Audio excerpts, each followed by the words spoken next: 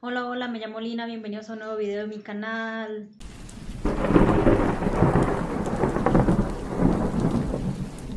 El día de hoy les vengo a contar sobre algunas películas de terror que están basadas en hechos reales. Terror en Amityville. Esta película de 1979, dirigida por Stuart Rosenberg, trata sobre una familia que se va a vivir a una nueva casa que compraron, y una vez allí inician a vivir experiencias paranormales y extrañas, así que a lo último deciden huir de la casa porque ya no pueden hacer nada contra lo que habita ahí y deciden huir. La historia real detrás de esta película sucedió en 1979, cuando la policía recibió una llamada donde les avisaban que algo estaba sucediendo en una casa. Cuando llegaron a la casa, encontraron que toda una familia había sido asesinada mientras dormían. El asesino había sido Robert DeFeo, de 23 años, miembro de la familia, quien con un rifle asesinó a sus padres de varios disparos y a sus 4 hermanos de disparos en la cabeza mientras ellos dormían. Durante el juicio, DeFeo aseguró que había escuchado una voz demoníaca que le repetía una y otra vez que debía asesinar a su familia. Y pese a que su abogado argumentó locura durante el juicio, Robert DeFeo fue declarado culpable de homicidio múltiple y condenado a 25 años de prisión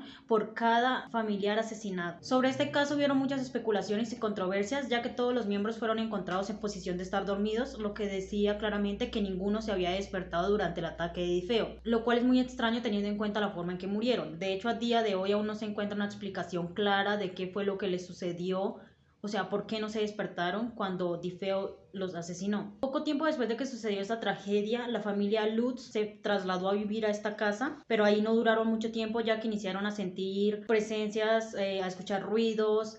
Muchas cosas paranormales les iniciaron a suceder en este lugar. Katie Lutz aseguró que se sentía observada desde las habitaciones e incluso dijo haber visto ojos rojos que las echaban en la oscuridad. Además, inició a tener pesadillas en las que veía los asesinatos, solo que eran ellos los que morían en sus pesadillas. Los Lutz aseguraban que la casa tenía una fuerza que los incitaba a cometer actos violentos contra sus hijos y contra ellos mismos. De hecho, cuando recién llegaron a la casa, por lo que sabían que había sucedido los asesinatos dentro de la casa, llamaron a un sacerdote para que la bendijera, pero el sacerdote escuchó voces y sintió una fuerza muy grande que lo obligó a irse, y de hecho nunca volvió para bendecir la casa, así que de eso, por sí eso ya es un poco extraño. La familia Lutz decidió huir cuando a Katie se le inició a caer el cabello y las camas iniciaron a levitar. Obviamente su caso se volvió conocido, pero más que todo porque hubieron muchas controversias, ya que mucha gente pensaba que simplemente estaban diciendo estas cosas para llamar la atención, porque sabían sobre los asesinatos, entonces querían llamar la atención y que todo el mundo se diera cuenta que supuestamente les pasaba algo. También mucha gente aseguró que posiblemente estaban haciendo esto para ganar dinero, ya que sus historias iban a ser algo súper, oh por Dios, todo el mundo querría verlas. Pero pues al día de hoy no se sabe si verdad si sucedió lo que los Lutz aseguraron que le sucedió o no. El exorcismo de Emily Rose. Esta película, dirigida en 2005 por Scott Derrickson, nos muestra una abogada que viaja para investigar el caso de un sacerdote que fue condenado por homicidio tras practicarle un exorcismo a una joven. Al llegar allí, la abogada se da cuenta que lo que le pasó a la joven carece de lógica y es más extraño de lo que ella se imaginaba. Esta película está basada en la historia de Anneliese Michel, una joven alemana que comenzó a comportarse de maneras muy extrañas e inició a sufrir unos espasmos musculares muy fuertes. Cuando la atendieron en el médico, fue diagnosticada con epilepsia. Sin embargo, ella aseguraba que voces demoníacas le decían que se iba a pudrir en el infierno. Además, decía ver caras demoníacas y decía que estaba poseída. Después de 3 años intentando encontrar una solución para la enfermedad que tenía Anneliese, sus padres decidieron contactar con el sacerdote Ernst Alt, quien después de investigar el caso pidió permiso para realizarle a Anneliese un exorcismo. Ya a este punto, Anneliese comenzó a comer arañas, a comerse su propia orina, mordía a sus familiares, los insultaba y los maltrataba. Y ya fue en noviembre de 1975 cuando el obispo Joseph Stang les ordenó a los sacerdotes Arnold Rhin y a Ernst Art que le practicasen el exorcismo a Anneliese. Este exorcismo se llevó a cabo entre septiembre de 1975 hasta julio de 1976. En total se llevaron a cabo 67 ritos. Los ataques de Anneliese durante los exorcismos eran tan fuertes que tuvieron que sostenerla entre varios hombres, además que en muchas ocasiones tuvieron que encadenarla. En 1976, Anneliese murió de hambre. Los sacerdotes grabaron más de 40 cintas de este gran exorcismo. Lo último que Anneliese dijo a los sacerdotes antes de morir fue: rueguen por el perdón, y a su madre: tengo miedo. Debido a que en el reporte de la policía decía que Annalise había muerto de desnutrición, neumonía y deshidratación, sus padres y los sacerdotes fueron acusados de homicidio negligente y fueron llevados a juicio. Sin embargo, ninguno de ellos fue llevado a prisión, ya que a los sacerdotes les pusieron una multa y a los padres les retiraron los cargos, ya que habían sufrido lo suficiente, y esto es un criterio en el derecho penal alemán. El rito. Esta película de 2011, dirigida por Michael Hamström, perdón si digo algún apellido mal, yo no sé hablar ni siquiera en español,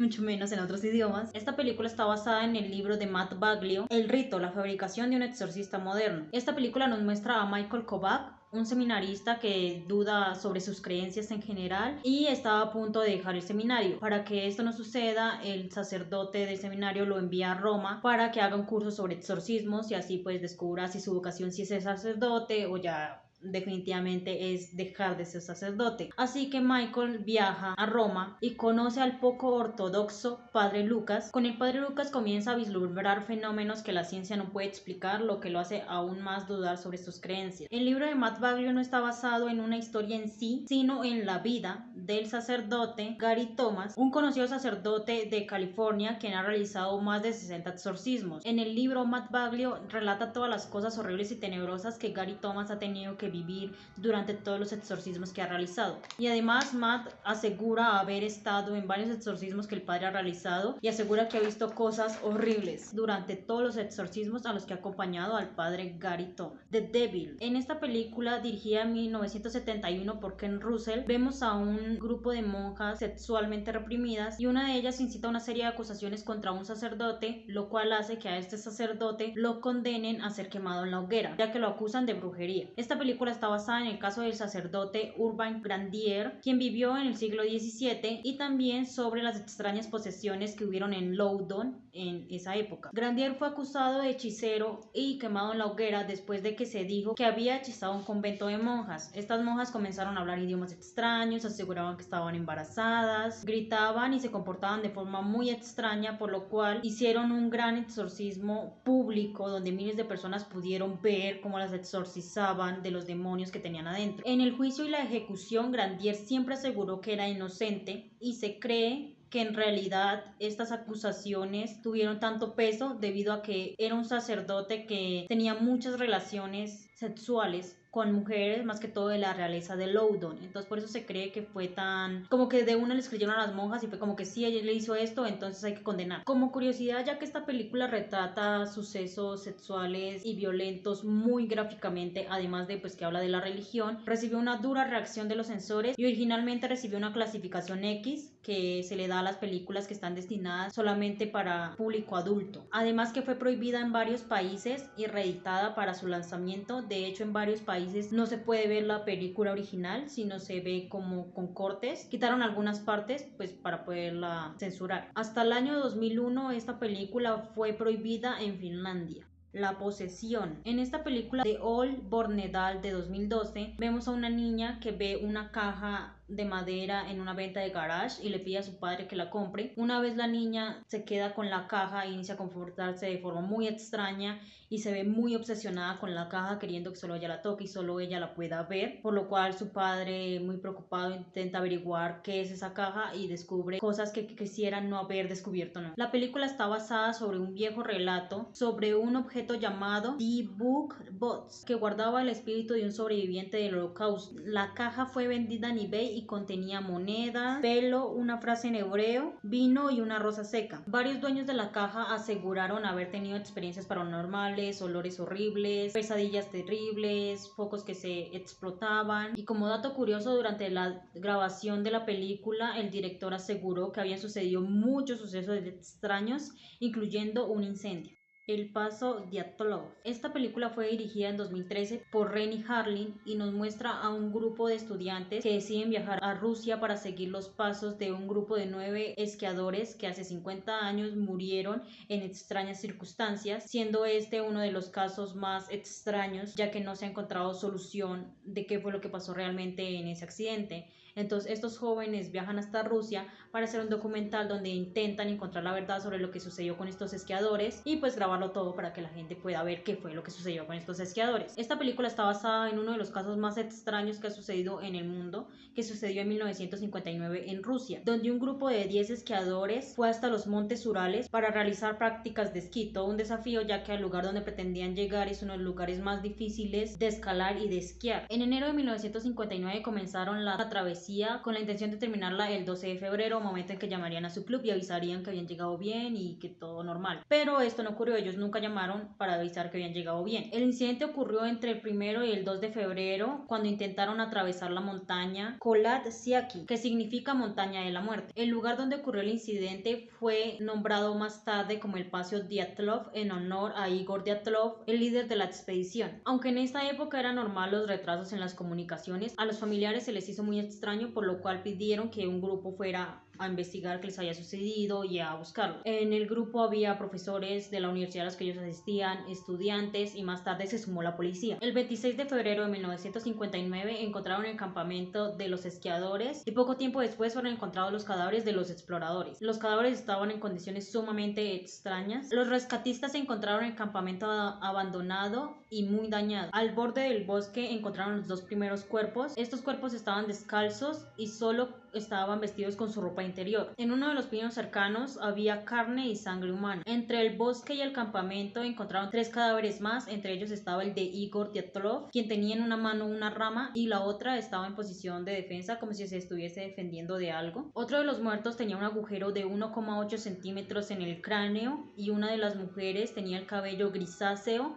y el cuerpo completamente anaranjado. 2 meses después encontraron los cadáveres de los otros 4 esquiadores que faltaban. Al comienzo se creyó que las muertes fueron hipotermia, pero apenas encontraron estos 4 cadáveres la situación se tornó muy extraña y aquí por lo cual este caso es muy extraño. 3 de las víctimas tenían heridas mortales. A una de las mujeres le faltaban todas las costillas, tenía la cabeza hacia atrás y no tenía la lengua. Además que tenía un alto índice de radioactividad en su cuerpo. El cuarto hallado presentaba golpes en absolutamente todo su cuerpo. Le faltaban dientes, además que extrañamente lucía viejo. Algunos de los cuerpos estaban desnudos, otros tenían la ropa dañada o muy poca ropa. Además que cuando encontraron el campamento se dieron cuenta que habían salido ellos por su propia voluntad. O sea, no había daños en los campamentos, nada estaba forzado, ellos simplemente habían salido. Finalmente se concluyó que las víctimas habían muerto por una fuerza desconocida y el gobierno de la Unión Soviética cerró el caso en 1959. Es decir, que al día de hoy aún no se sabe exactamente qué le sucedió a los excursionistas, por lo cual este caso sigue sin resolverse. La serpiente y el arcoíris. Esta película sigue a un antropólogo que viaja hasta Haití para investigar un caso de magia negra en el cual convertían a las personas en zombies. Por cierto, esta película no la puede encontrar en ningún lado. Si alguien sabía que existía y la ha visto, me podría decir por favor en los comentarios dónde verla, porque